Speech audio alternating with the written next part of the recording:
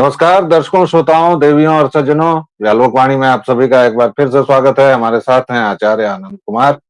और आज जिस विषय पर हम लोग बातचीत करेंगे वो विषय एक बार फिर से धर्म, धर्मांतरण, मजहबी जिहाद और इन तमाम पहलुओं को समेटेगा। सावरकर ने कभी कहा था कि जिसकी पितृभूमि और पुण्य भूमि एक नहीं हो, उसके राष्ट्रवाद को हमेशा संशय की नजर से देखना पड़ेगा। और ये बात हम देखते हैं, अगर किसी की पुण्य भूमि वेटिकन है, किसी की काबा है, तो वह भला काशी और मथुरा से कैसे अपना दिल लगा सकता है। और ये बात बार बार लोगों ने प्रूव भी की है। जैसे रजाकार ओवैसी हों या उनके क्लैन के जो भी लोग हों, उनके गिरोह के जो भी लोग हों, वो हमेशा कहते हैं वंदे मातरम नहीं कहेंगे, हमारे मजहब में माबूद एक ही होता है, हम किसी के आगे नहीं झुकेंगे। हालांकि इस पर बहुत बहस हुई है, हमारा वो विषय आज का है भी नहीं। आप लोगों ने एक वीडियो देखा होगा, और हम व्यक्ति केंद्रित बात करना भी नहीं चाहते थे, लेकिन इसमें दो तीन बड़े मजेदार प्रसंग हैं, इसलिए व्यक्तियों का नाम लेना पड़ेगा। स्वरा भास्कर, गटरवुड की एक फ्लॉप हीरोइन, जिनके खाते में दो चार फिल्में हैं, करीना खान के साथ कुछ नजदीकियां हैं, और यही उनका कुल जमा बायोडेटा है, सीवी है। उन्होंने कुछ समय पहले एक जिहादी से शादी की है। और जिहादी मैं इसलिए बोल रहा हूं क्योंकि उनके शौहर का रिकॉर्ड सबके सामने है, उनके शौहर के बाप का रिकॉर्ड भी सबके सामने है। और उसके बाद स्वरा के शारीरिक बनावट में जो परिवर्तन आया है उस पर मैं कोई टिप्पणी नहीं करूंगा, क्योंकि मैं बॉडी शेमिंग या इस तरह की बातें हम लोग नहीं करते हैं। लेकिन उनके व्यवहार में जो आक्रामकता आई है और एक तरह से जो पशुत्व आया है, वह बड़ा मानीखेज है। मुंबई में, महाराष्ट्र में वो कहीं प्रचार कर रही थी, और जिस तरह से उन्होंने अचानक भीड़ के बीच घुसकर और उसके बाद लोगों को उनके इस्लामिक रूट्स की याद दिलाई, इस्लामिक पहचान पर वो जिस तरह से बोली और बौखला कर बोली, ये अद्भुत है। उसी तरह आप देखिए कि जैसे जब से तेजस्वी यादव, अब मैं मुंबई से सीधा बिहार आ रहा हूं, तेजस्वी यादव ने भी एक शादी की, और उसके बाद से राज्य में ईसाई मिशनरियों का काम किस तरह तेजी से बढ़ा है, वो सब हम लोग देख रहे हैं। खासतौर से आचार्य आनंद कुमार बताएंगे इसके बारे में। इसके अलावा 2004 से 2014 का वह वक्त न भूलिए जब भारत का शासन वेटिकन से चालित होता था। जी हाँ, मैं बिल्कुल होशो हवास में ये कह रहा हूं कि जब एंटोनियो माइनो इस देश की प्रधानमंत्री थी, तो यहाँ का सत्ता सूत्र जो था वह वेटिकन से चालित था। आनंद जी, या इलाही, ये माजरा क्या है? ये जैसे ही मजहबी रूपांतरण होता है, लोगों के मानसिक विचलन और मानसिक औदार्य जो होता है वह कहाँ घुस जाता है। अचानक से लोग जिहाद की और क्रूसेड की और ऐसी तमाम बातें कैसे करने लगते हैं? क्या, कैसे देखते हैं आप इस पूरे मसले को? देखिए, इस मसले को सबसे पहले देखा जाना चाहिए कि हिंदू जो होता है वो धर्म परिवर्तन करवा के किसी और को अपने धर्म में लाने में बहुत ज्यादा रुचि नहीं रखता। तो हिंदुओं की जो आदत होती है वो धर्म परिवर्तन करवाने वालों की जो आदतें होती हैं उनसे बिल्कुल अलग होती हैं। इसको आप गाड़ी चलाने के उदाहरण से समझ सकते हैं। गाड़ी चलाने जब आप निकलते हैं तो क्या होता है, जब आप सीख रहे होंगे उस समय का दौर याद कीजिए। आपको बता दिया जाता है कि ये क्लच है, ये गियर है, क्लच दबाते हैं, गियर बदलते हैं और ये एक्सीलरेटर हल्का सा लेते हैं, गाड़ी आगे बढ़ने लगती है। और अगर कहीं धक्का वक्का लगने की संभावना आए तो ये दूसरा वाला जो है, इसे ब्रेक कहते हैं, इसको दबा दिया जाता है। इतना सीख करके आप गाड़ी चलाना शुरू करते हैं और आपको अच्छी तरह पता है, क्योंकि कई कई बार बता दिया गया है कि ये वाला ब्रेक है और धक्का लगने की संभावना हो तो ब्रेक दबाना है। लेकिन जब धक्का लगने की स्थिति आती है तो चूंकि आपका अभ्यास नहीं है, तो आप जो हरकत करते हैं वो ठीक इसकी उल्टी हरकत होती है। ब्रेक दबाने के बाद बदले आप फिर से एक्सेलरेटर जो होता है उसी पर चढ़ जाते हैं। बहुत जोर की घूम की आवाज आती है गाड़ी की और कई बार धक्का लग भी जाता है। तो उल्टा होता है बिल्कुल। आप सही तरीका जो है वो जानते हैं, लेकिन हरकत जो कर रहे होते हैं वो बिल्कुल उल्टा होता है। तो जब तक आप अभ्यास नहीं करेंगे तो आप उल्टी हरकत करेंगे, ये जाहिर सी बात है। तो हिंदुओं में भी जो आपको दिखाई देगा वो आपको ठीक उल्टा दिखाई देगा। तो वहाँ जो धर्म परिवर्तन करवाने वाले होते हैं, वो नए लोगों पर, जो नए लोग उनके धर्म में, उनके मज़हब में आए हैं, उनके रिलीजन में आए हैं, उन पर ये दबाव बनाते हैं कि भैया तुम जो दबाव बना रहे हो, वो दबाव इस तरीके का बनाओ कि भई वो ज़्यादा से ज़्यादा आपके धर्म के करीब आए, या ऐसी बातें वो बोले कि पुराना वाला जो उसका मज़हब था, उसके खिलाफ वो दिखे। हिंदुओं में क्या होता है कि हिंदुओं में जब कोई धर्म परिवर्तन करवा के इधर आ भी जाता है, तो उसे हमेशा शंका की दृष्टि से देखा जाता है। उसकी शादी-ब्याह में दिक्कत होगी, उसमें अरे! वो तो ऐसा था। तो ये जो मूर्खता होती है, वज्र मूर्खता जिसको हम लोग कहते हैं, वो जो वज्र मूर्खता होती है, ये हिंदुओं में पाई जाती है। इसकी वजह से आपको हिंदू ऐसा करते हुए नहीं दिखेंगे। राजनैतिक मामलों में भी जो लोग हमारे पाले में आ जाते हैं, उनके साथ भी कैसा किया जाता है, कैसे किया जाता है, इसका आपको दिखेगा उदाहरण, कई उदाहरण दिखेंगे। जैसे आपको वो शहजाद जय हिंद जैसे जो कुछ आईडीज़ होती हैं, अब भाजपा वगैरह के प्रवक्ता हो गए, या फिर और भी कई बड़े नाम थे जो पहले ओबीसी चिंतक हुआ करते थे और आजकल भाजपा के खेमे में आ गए हैं। तो उन लोगों के साथ जैसा व्यवहार महामूर्ख हिंदू कर रहे होते हैं, उसमें आपको दिख जाएगा कि हम लोग जो हरकत कर रहे होते हैं, वो ठीक उल्टी हरकत होती है, और स्वरा भास्कर वगैरह के साथ जो किया जा रहा होता है, वो इसकी ठीक उल्टी हरकत होती है। वहाँ पे आपको क्या दिखेगा कि बड़े-बड़े लोग खुलकर, अभी जो तस्वीर, जिस तस्वीर की आप बात कर रहे हैं, जिसमें उसकी बॉडी शेमिंग करने की कोशिश की गई, उस तस्वीर में आप देखेंगे तो असल में उस तस्वीर में उसके साथ बड़े इस्लामिक नेता जो होते हैं, बड़े मोहम्मडन नेता जो होते हैं, वो नज़र आ रहे हैं। हिंदुओं वाले पाले में आप देखेंगे तो बड़े-बड़े नाम जो होते हैं, वो परहेज़ करते हैं ऐसे नए लोग जो अंदर आए हैं, नए लोग जो हमारी तरफ आए हैं, उनसे मिलने में, उनके साथ तस्वीरें खिंचवाने में। तो बिल्कुल उल्टा जो होता है, वो आपको नज़र आएगा। इसलिए चूँकि ऐसा उल्टा हो रहा होता है, इसीलिए नया आया हुआ आदमी जो होता है, वो बड़ा क्या कहते हैं उसे, हीन भावना से ग्रस्त, बड़ा डरा-सहमा सा हिंदुओं में रहता है। वो इधर आपको ज़ोर-शोर से हिंदुत्व का प्रचार करता हुआ नहीं दिखेगा, जबकि उधर की साइड आपको जो दिखेंगे लोग, वो आपको ज़ोर-शोर से वो जिस मज़हब में गए हैं, उसका प्रचार करते हुए दिखेंगे, प्रसार करते हुए दिखेंगे। तो ये नुकसान जो होता है, ये अभ्यास की कमी की वजह से ये नुकसान, जैसे गाड़ी चलाने में होता है, वैसे ही बिल्कुल यहाँ पे भी आपको होता हुआ दिख जाएगा। तो ये एक वजह है। इसके अलावा दूसरी वजह आप देखेंगे तो दूसरी वजहें जो होती हैं, वो राजनैतिक होती हैं सीधे-सीधे। तो ये जो मज़हब या रिलिजन होता है, ये मुख्यतः एक रिलीजियस आइडियोलॉजी होती है। ये आप भी समझते हैं कि रिलीजियस आइडियोलॉजी जो होती है, ये दिखती तो आपको या बताई तो आपको जाती है, जब उस समय ये बताई जाती है कि ये रिलीजियस है, लेकिन ये जो आइडियोलॉजी वाला पार्ट है, ये आइडियोलॉजी वाला पार्ट असल में रिलीजियस होता नहीं, असल में ये पॉलिटिकल होता है। तो ये पॉलिटिकल थॉट वाला जो हिस्सा होता है, आइडियोलॉजी वाला जो हिस्सा होता है, तो वो आइडियोलॉजी वाला हिस्सा कैसे सत्ता पर कब्जा जमाया जाए, इस पे बहुत ज़्यादा जोर देता है। तो आप देखेंगे कि जितने भी चर्च से जुड़े हुए संगठन होते हैं, वो आपको चुनावों के समय में ये कहते मिलेंगे कि भई आप हमारे चर्च से जुड़े हुए हैं, तो आप फलाँ पार्टी को वोट दीजिए। आप हमारी मस्जिद से जुड़े हुए हैं, तो आप फलाँ पार्टी को वोट दीजिए। आप हमारे उलेमाओं से जुड़े हुए हैं, आप फलाँ पार्टी को वोट दीजिए। हिंदुओं में कोई संगठन आपको ऐसा कहता हुआ नज़र नहीं आएगा, और मान लीजिए कह भी बैठा, तो गालियाँ खाएगा, बाकायदा गालियाँ खाएगा, निंदा या नहीं, लेकिन बुराई नहीं होगी, लेकिन गालियाँ ले, लेकिन इसके जो तमाम बातें हैं, आपने जितनी बातें कही उसमें देखिए, ये तो हिंदुत्व का स्वभाव है, और हिंदुत्व चूंकि धर्म है, और धर्म और राजनीतिक टूल में ये अंतर तो होगा ही। आपने जितनी बातें कही कि भाई हमारी कोई ब्यूरोक्रेसी नहीं है, चर्च की जो ब्यूरोक्रेसी है, और उसमें जिस तरह से एकदम स्पष्ट है, या फिर एक किताब एक पैगंबर वालों की जो भी अपनी दुनिया है उसमें, हमारे यहाँ तो भाई वादे वादे जायते तत्वबोधा है, आनो भद्रा क्रतो यंतु विश्वता है, तमाम इस तरह की बातें हैं। तो ये तो चलिए हम उसके आध्यात्मिक पक्ष को, सामाजिक राजनीतिक पक्ष जो है, अब आप देखिए कि आर्य समाज की शादियों पर स्क्रूटनी होती है लगातार, कोर्ट्स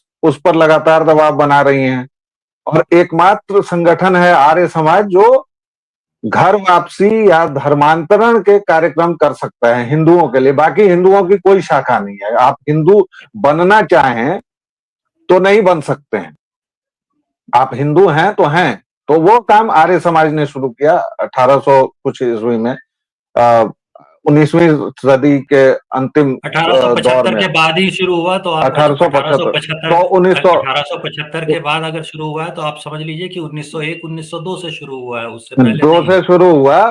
तो अब बात एक तरफ आपका पॉलिटिकल और जो भी कानूनी और ये उत्पीड़न है वो है, दूसरी तरफ स्वराज ऐसे लोग हैं, तीसरी तरफ आपका जो राजनीतिक ढांचा है उसके तहत आप हिंदुओं को बांटने में तो लगातार लगे हुए हैं कि भाई आदिवासी हिंदू नहीं है, बावन हिंदू नहीं है, फलाने हिंदू नहीं है, चिलाने हिंदू नहीं है, हम हिंदू नहीं है। हिंदू नहीं है कौन कौन इस पर है।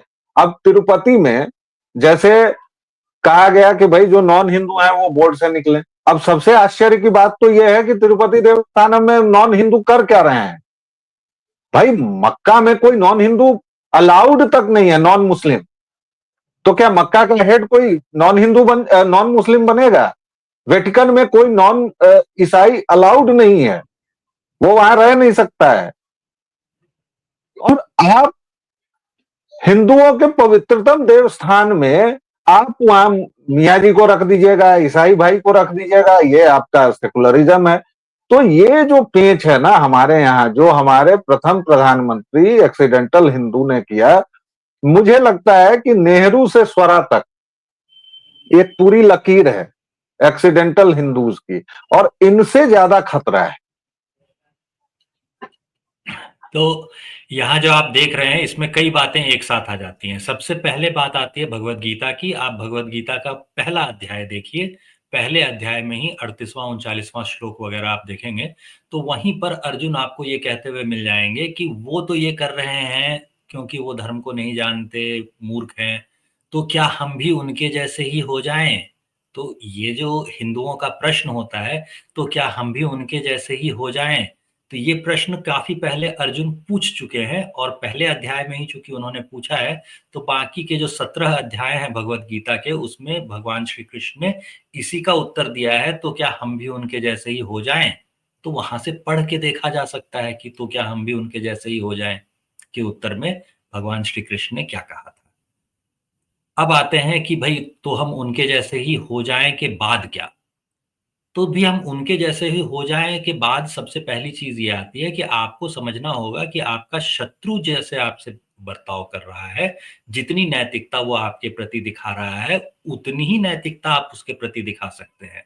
अगर आप अपने मनगढ़ंत नियमों से इस युद्ध में उतरेंगे तो फिर आपका वही होगा जो दारा शिकोह का हुआ था। हाथी पे बैठ करके वो लड़ाई में उतरता है, हार जाता है।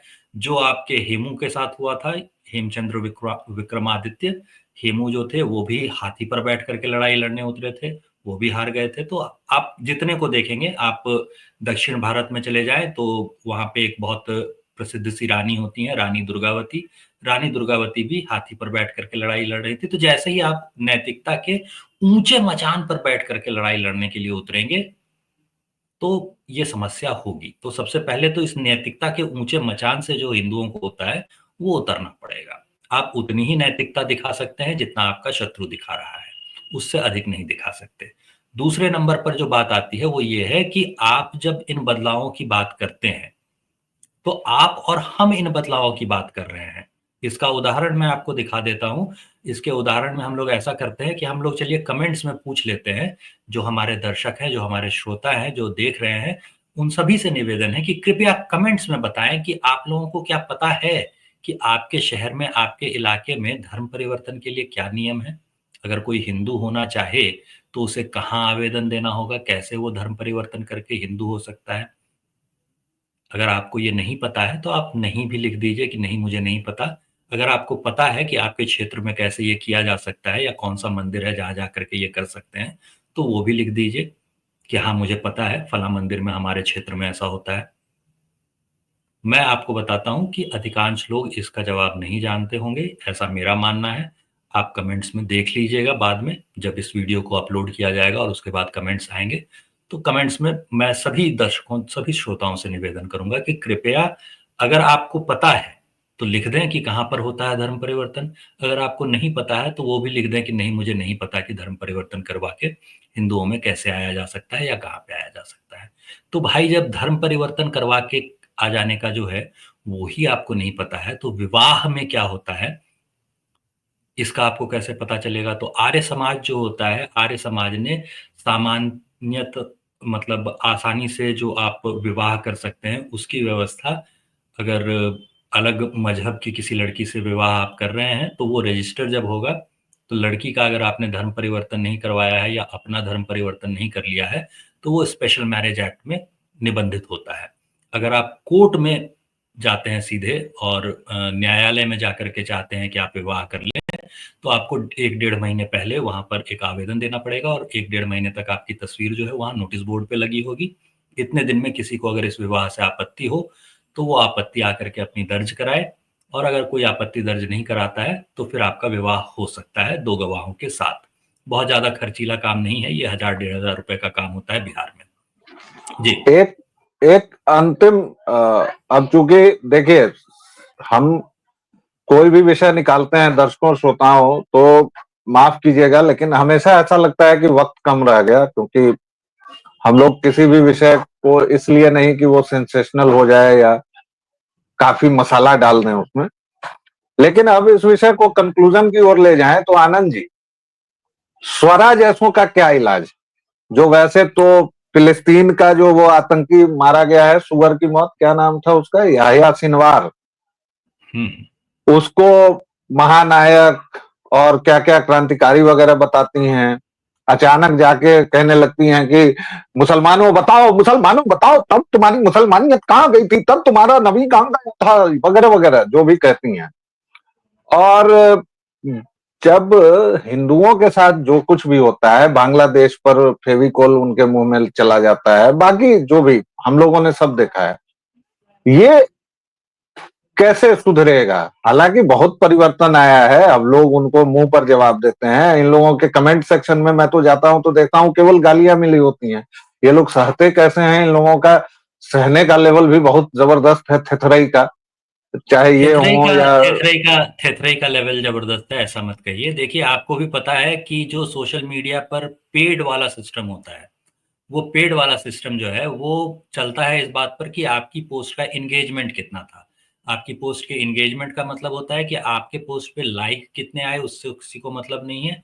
आपकी पोस्ट पर कमेंट्स कितने आए, वो शेयर कितनी बार हुआ, इसको एंगेजमेंट में जोड़ा जाता है। तो भाई गालियां देने के लिए ही भले आप कमेंट कराए हों, लेकिन जैसे ही आपने उस पोस्ट पर कमेंट कर दिया तो इसका मतलब है कि आपने उस पोस्ट की एंगेजमेंट बढ़ा दी और उसके खाते में 4 पैसे और अधिक पहुंचे, 1 सेंट और अधिक पहुंचे, इसका इंतजाम कर दिया। अब 1 सेंट पहुंचा तो 80 पैसे पहुंच गए। तो आप असल में जब उसके कमेंट में गाली दे रहे होते हैं, तो आप गाली दे करके अपनी भड़ास निकाल रहे होते हैं। पहले तो अपनी कुंठा निकाल रहे होते हैं, क्योंकि आप कुछ नहीं कर पा रहे हैं गाली देने के सिवाय, इसीलिए आप गाली दे रहे हैं। सबसे पहली चीज़ ये होती है। दूसरी चीज़ ये होती है कि आपके कमेंट में गाली देने से उसको आर्थिक फ़ायदा हो गया। दूसरे नंबर की बात ये होती है। तीसरे नंबर की बात जो होती है, वो ये होती है कि आपने जैसे ही गाली दे करके उन्हें कुछ कह दिया, तो जो भी उनको बिफिटिंग रिप्लाई मिला था, उस बिफिटिंग रिप्लाई पे वो ध्यान नहीं देंगे। जिस कमेंट में गाली लिखा हुआ था, उस गाली वाले कमेंट को वो उठाएँगे और कहेंगे देखो, कहने को तो ये हिंदुत्ववादी कहता है अपने आप को, तस्वीरें जय श्री राम की लगा रखी हुई हैं, राम मंदिर की लगा रखी हैं अपनी आईडी में, और भाषा इसकी ऐसी शालीन है, देखो महिलाओं के साथ ये ऐसे बात करता है। तो 3 नुकसान जो है वो आपके होने वाले हैं। तो इसमें बिल्कुल, फ़ायदा नहीं, 3 नुकसान जो है वो मैंने आपको गिना दिए। और बिल्कुल ठीक जैसे कि बात। आपने बताया जी, था जी। कि इसमें ये सब होता है, तो ये सब जो हो रहा है तो इसका ऑपोजिट जो हम लोग कर सकते हैं, वो यही कर सकते हैं कि उनके पक्ष से अगर ऐसे बड़े नाम आते हैं सामने, जो कि मंचों से इस तरह की बातें करते हैं, तो हमें अपने पक्ष से ऐसे ही बड़े नाम खड़े करने पड़ेंगे। उनके पक्ष से जो हमारे पाले में आ गया है, उसको उठाइए और उसको मंच दीजिए और उसको चिल्लाने दीजिए। और जब वो निंदा करेगा, जब वो गालियाँ देगा, तो वो गालियाँ जो है उससे प्रसारित कीजिए। इसके अलावा और कोई उपाय नहीं होता है। आप जब उधर तो की साइड आनंद से जी, कोई तो उतरेगा तो आपको भी अपने उधर से अलम्बुश उतरेगा तो आपको भी अपनी साइड से घटोत्कच उतारना पड़ेगा। तो आनंद जी, इसके अलावा और कोई धर्म नहीं। आपने जिस तरह के उपाय बताए हैं, शायद सरकार ने आपकी बात पहले ही सुन ली है, या मोदी जी ने पहले ही आपको फोन करके आपसे ये राय मांग ली थी। क्योंकि अब हम देख रहे हैं कि एक सी मंडल नामक कैपिटल सी, व्यक्ति, कैपिटल सी, देखिए सी सी कैपिटल बोल करके आप सी बेइज्जती मत कीजिए, मंडल कैपिटल सी। नामक व्यक्ति जिस तरह से भाजपा या फिर कहिए राइट विंगर्स के पक्ष में धुआंधार बैटिंग कर रहा है जब से उसको सलाहकार बनाया गया है, या फिर जिस तरह बद्री नारायण इधर के बड़े चिंतक हो गए हैं, या फिर छोटे बड़े बहुत सारे नाम हैं, ये दो नाम मैंने बस चुन कर ले लिए। मैं जिस तरह से आजकल देखता हूं कि एक लाल पजामे वाला व्यक्ति अचानक से दक्षिण टोले का बहुत बड़ा साहित्यकार हो गया है, और वो जब तक जहां तहां संवादी करता रहता है, जहां तहां जागरण करता रहता है। तो ये 3-4 नाम मुझे यकीन दिलाते हैं कि इस पक्ष के लोग भी अब खेलना सीख गए हैं। दर्शकों श्रोताओं, खेलना सीख गए नहीं, खेलना सीख रहे हैं। सीख रहे हैं या कम से कम शुरू कर दिया है, सीखने में तो अभी थोड़े टाइम थोड़े दिन लगेगा। तक देखिए, थोड़े दिन तक वो एक्सेलरेटर घूं करके आवाज करता है, क्योंकि क्लच और एक्सेलरेटर आप दबा देते हैं, ब्रेक दबाना जी, भी याद नहीं रहता।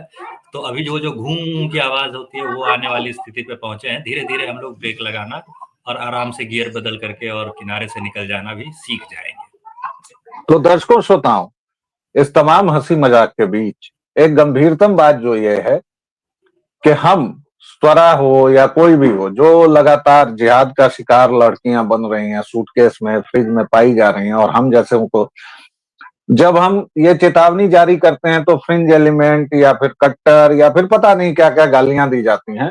लेकिन आप खुद देखिए, खुद सोचिए, हमारी या आनंद जी की बात मत मानिए, सोचिए कि यह क्या मामला है। और यह भी याद रखिए कि अपने पाले में आप ज्यादा से ज्यादा उनके लोगों को कैसे ला सकते हैं, या फिर अपने आसपास समाज को कैसे जागृत कर सकते हैं। फिलहाल लेंगे एक विराम। इस वीडियो में इतना ही। अभी दीजिए आज्ञा। मैं और आनंद जी अभी आपसे लेंगे आज्ञा। अगले वीडियो में फिर मिलते हैं। व्यालोक वाणी पर अपना स्नेह और प्रेम बरसाते रहें जैसे आप लोग अभी तक देते रहे हैं। प्लीज लाइक, शेयर और सब्सक्राइब कीजिए। जय सिया राम। जय श्री राम।